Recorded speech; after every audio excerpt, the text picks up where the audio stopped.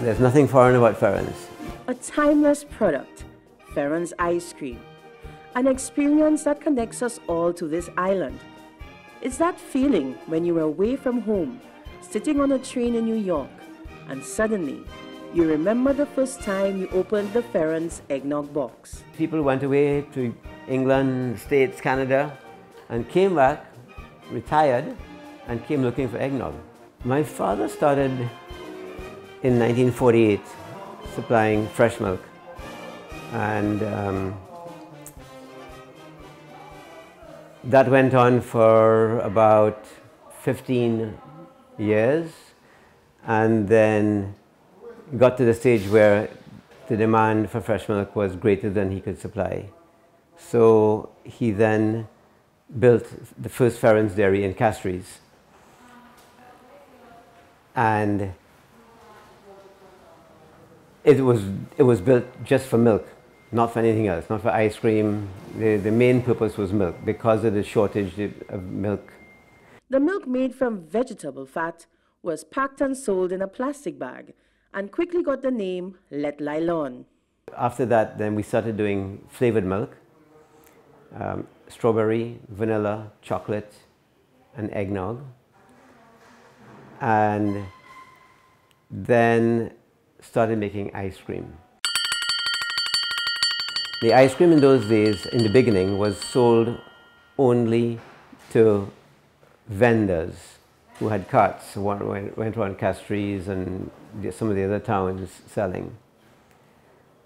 And when I finished school, after I left St. Mary's College, and I started working there, there were some samples of ice cream, imported ice cream powder, which I found, and I took those samples and I made them into ice cream and started selling tubs of ice cream. And that was the beginning of the Ferrans we have today. So it started very, very small. I got an old freezer from home, a used freezer, and I would make a couple gallons of ice cream and put it in the freezer. And when it sold, I'd make another couple of gallons and put it in the freezer, and that was the beginning of this, the company as it stands today. They say that necessity is the mother of invention, and it seems that new ideas become trends. 1985 creates the environment for innovation that establishes the cultural craze of the ice cream cart. Because the St. Lucia dollar had been tied to the UK pound, and that was changed around that time, and we were now tied to the US dollar, that caused the price of this ice cream mix powder to become very, very, very expensive. So that forced me to go and do a little bit of research and come up with our own ice cream, which is what we have today. So we don't import any ready-made powders or anything like that. Everything is from scratch, all from separate ingredients.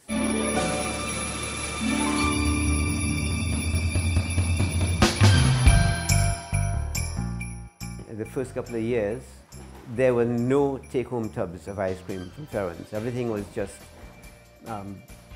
pails of ice cream, buckets, which were sold by ice cream vendors.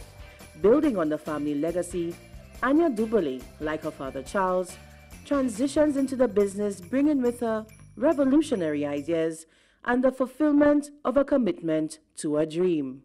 The idea behind Cream and Bean was to give us the chance to show what our product is really meant to be when it's well taken care of, because ice cream, it's like a baby. You have to care for ice cream. You have to be so careful with it. The product gets hurt by pretty much anything. But it was also to give us the ability to exercise our creative side. Cream and Bean was all my daughter. She long wanted to do that, and after many years, she finally was able to realize her dream. With Cream and Bean, we could come straight to the market and we could kind of have fun with it and change things and keep it interesting, which was the whole idea behind it. It was reaching our customers in a different way, on a different level, and a more personal level. Image is everything, a change in label. How does the St. Lucian brand of ice cream remain relevant with all the competition from the Goliath companies and brands, added to the cost of production and materials? Business in general is difficult, but somehow I think making ice cream, it's just a very expensive product to make and it requires a lot. And you know, my dad has always wanted to keep the price of the product affordable. He's always wanted to keep it so that it's accessible. So when I came in, I think we were just probably going through a phase where we were trying to stay relevant and be noticed in a sea of other very attractive and different products.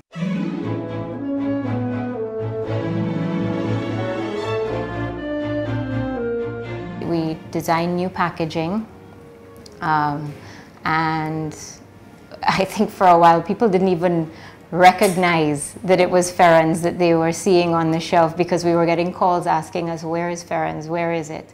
So that was with this packaging that we changed, and we did artwork for almost all the flavors, and we introduced no sugar added, which was to answer the request demands for an ice cream that was more suitable for diabetics.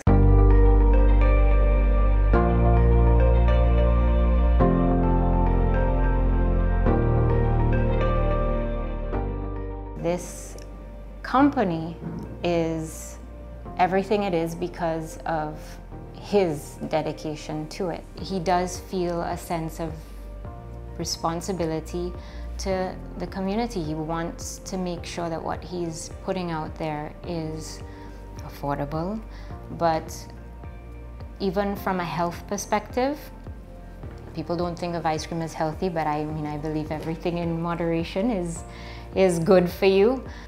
For Ferrans, it's beating the odds, staying present, being distinctly St. Lucian, grasping support from the community, working together to produce a product of love.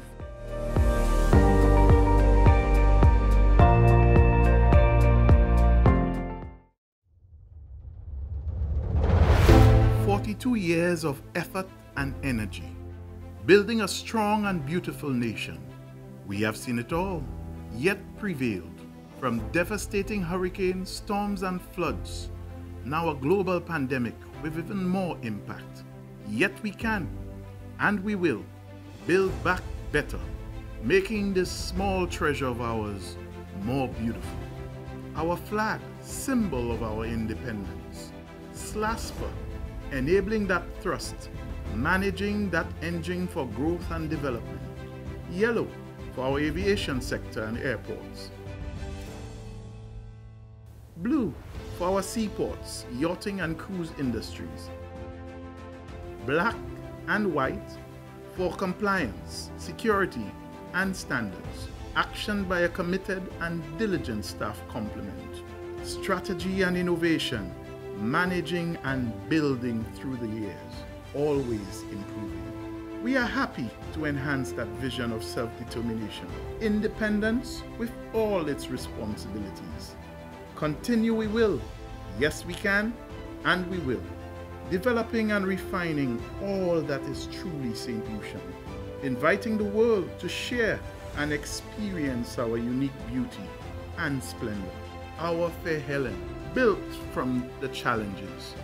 Into the future and further, SLASPA stands ready, steadfast through adversity, to support bringing out the best in Helen, connecting people, connecting partners, and the world. Our St. Lucia, resilient, we can and we will stand for justice, stand for truth. Our work and passion. SLASPA teachers love, oh love, our island home. Always hopeful, always innovating. We know these present times will be behind us, and we will return to the splendor the world knows. We remain resilient. We can and we will.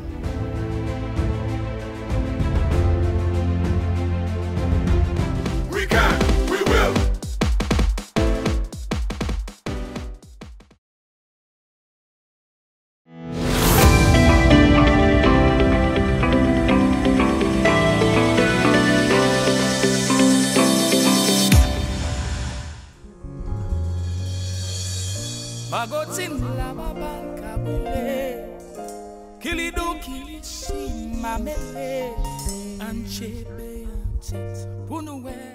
Mr. Ama is known as a son of the soil, but actually Mr. Ama immigrated to St. Lucia. He came from Cayenne, he's also a baker.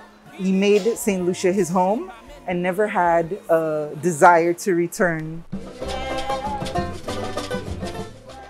The birth of Central Bakery in 1944 marks the entrance of a long-standing tradition, first on St. Louis Street and then to the corner of Pena and Marianne Street. Known for the infamous garret, or commonly known as the 60, the bread quickly created its own trademark, becoming part of the Ama Special. The bread is still international. And the surprising thing is that that's the only bakery that have not one bread on the supermarket shelf. But people in New York still tell you, bring over Ama bread for me. We are known for our garret, which is better known as the 60 cents, which forms part of the Ama Special, which is made up of the 60 luncheon meat, cheese, and a red juicy. In 1948, the Castries fire ravaged the bakery on St. Louis Street, proving to be a difficult time. However, Mr. Ambrose shows concern for the community by building up a galvanized shack to sell and distribute bread, a prime example of resilience in times of great strife. Mr. Ama is known for his generosity within the neighborhood and just providing a landmark. The nice thing about Central Bakery at the time I grew up, that you could have baked your cake, your Christmas cake at home, and come in and just pay $1, and then he'll put it in the oven for you, and then you'll collect your cake. So a lot of Christmas cakes and first coming cakes from people in the Castries area was baked right at Central Bakery. To keep up with the changing times, the operations and production systems modernized. Some traditional elements of bread making, along with the secret recipe, of course, was kept. This oven, I think, is there from time immemorial. At times, it appears that the operations of the bakery never stop.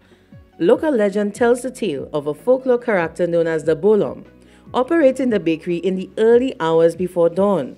But it was the spirit of dedication putting in the extra hours.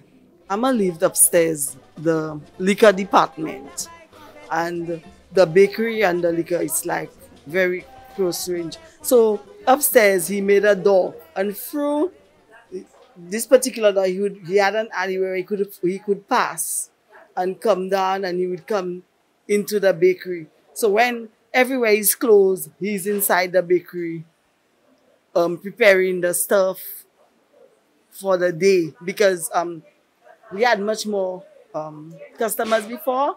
We dealt with the market vendors where a lot of hamburgers and hot dogs and bread to different outlets. Different people comes for bread, where he sold bread at wholesale to them. So it have always been like that. It's a bakery that goes on and on. The only time it's shut down is like a Saturday night, but time for Sunday we back into, and that's the norm. So he didn't have to come out and open doors, and so he made access that he could have come in from his home into his business. From 1944 to 2021, Central Bakery offers St. Lucians, the region and the world an experience where the integrity of the product crosses over social and cultural barriers into this new century.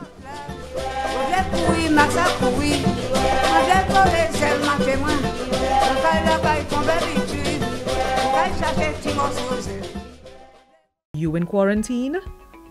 If you live with other people, you need to stay in a separate room to avoid possible spread of the virus.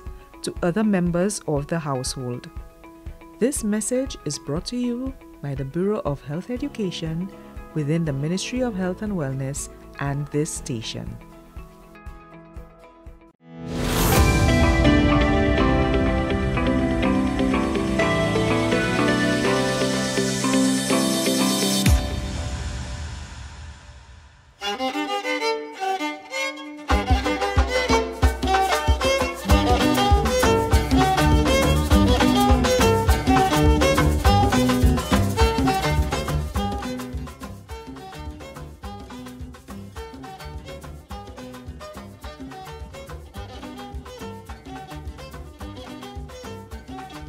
The sea.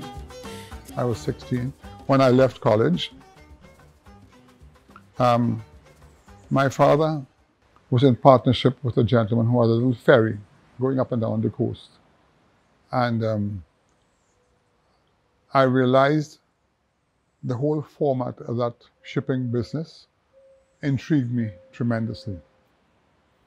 So I helped him in that area. And 2 years later, myself and my brother built a boat because we felt that was the direction we want to go. The reason why, I suppose maybe it's built in from my mother's being in life. I looked at a business that I could start that needed limited cash and brought in a good revenue. So, embarked upon at age 18. By age 18, we had built this boat. The boat is named the Michael David after both brothers and sets ideas in motion for the expansion of the Chasney shipping business, building of the Christine Sea, and the purchasing of another boat. I grew that business tremendously. I nurtured that business for about 5 years in St. Lucia and realized that I was on the right track. And very fortunately met the manager of Bank of Nova Scotia, a young gentleman, who said to me one day, "What would you like to do with your life?" I said, "I'd like to expand the business." He said, "In what way?" I told him. So he gave me the address of a company in Holland that I should go and speak to. So I did that. It was an agent, and I took the plunge in 1966 to go to Holland. Well, when I went there, I could not believe my eyes, because what had happened, the European government had decided to keep the shipyards going. They encouraged their ship owners to sell the ships when they were 15 years of age at a knockdown price to build newer and better ships and keep the shipyards going. When I went to Holland, I saw the number of ships. They were moving, but for sale, almost like somebody selling shoes in a shoe store. And when I made a calculation, the ships I would build down there like was 70, 80 tons. I could get a 400-ton ship at maybe just twice the price of what it would cost me to build a ship. And I could get it in 48 hours. I didn't have to wait a year and a half. So I was able to go to the bank and finance my first ship by selling a house I had built. I got the ship, it came out. Very fortunate, because in business, there's a certain amount of luck too, and timing. And I was able to get a very good contract with that ship in 1966, which says a lot, to move cement from Trinidad to Barbados. I mean, it was just, I had no agreement. I just brought the ship out. And 48 hours after that ship reached St. Lucia, that ship was working. The boats deliver cargo and carries passengers from Castries to Vieux Fort. However, these were difficult times, as initially he was disappointed with his brother's departure from the business. My brother decided to move on after 2 years and left me holding the bag, so to speak. But it was a good bag to hold. Then I realized I didn't owe anybody anything. I could do what I wanted, because having your brother, although he's your family, you know that he may have different ideas. And it turned out that I was right because he wanted to study medicine, so he would not have made a good businessman. Shipping along the coast of St. Lucia had its challenges. Traveling down the coast of St. Lucia was a trying time, as the south of the island had no hotels at the time. Most often, he slept at the Viewfort fire station on a bench with a blanket that he carried. His experiences prepare him for the greater trials on shipping on the open sea, from the Eastern Caribbean, Amazon River in Brazil, to the Ivory Coast of Africa. There were hard times where he lost and made no money, dealt with the cost of shipping in terms of maintenance and wear and tear of boats. Michael sought to create a balance with his love for the shipping business and that of his family, his wife Julia, his son Alan, and his daughter Fiola and Abigail. He spent several years living out of St. Lucia with his family, marrying, managing the business, and being a supportive father. The business grew. St. Lucia became too limited. There was no scope. So I was introduced to a guy from Spain, a young guy, very nice man, by my agent in Martinique. And he said to me, "You're wasting your time in St. Lucia. Come and live in Puerto Rico. That's where the business is." I went up, imagine that, I had my home here. In 90 days, I took my family. Alan, the Prime Minister, he probably was maybe 12 or 11 at the time. His sister was probably 8. They couldn't speak Spanish. I took both of them, everybody, my wife, everybody went to live in Puerto Rico. I rented a little house, a little flat in Puerto Rico. And I got a little office on the dock in Puerto Rico, probably the size of this area here that we're in now. And the business mushroomed there. The constant change and the will to grow the business allowed him to see the possibilities and capitalize on opportunities arising. It is no different, as he has a keen sense of awareness as to when the investment tide is changing. I decided to move to Miami because a lot of Cubans I got friendly with said to me that I should go to Miami. It would be better off there. I wanted to study law, so I went up to Miami. I didn't like Miami at all. I met some more Cubans there who were well entrenched, and they were willing to let me come and work with them. And then I said it was a bad move to have gone to Miami. So I came back to St. Lucia. I spent 1 year, I couldn't settle down here anymore. Then I got a call from a company in New York. And the gentleman said, "We have followed what you have done, and we would like to work with you." So I went to New York, and this is a very wealthy company owned by German Jews who had a brokerage business on 52 Broadway, right in the heart of Manhattan. They said, "Look, we'll give you an office for free. You can sit here, but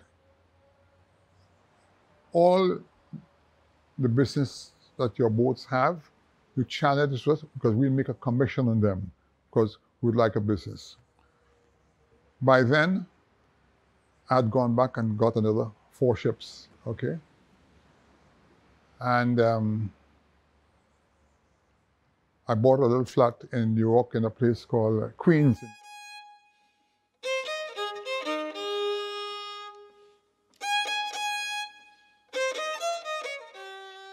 You must have the foresight to know when to get in and when to get out. Here's what happened. When I went into the shipping business by going to Holland and bringing ships out, we were taking away a lot of business from the big ship owners in Europe. And here's what happened.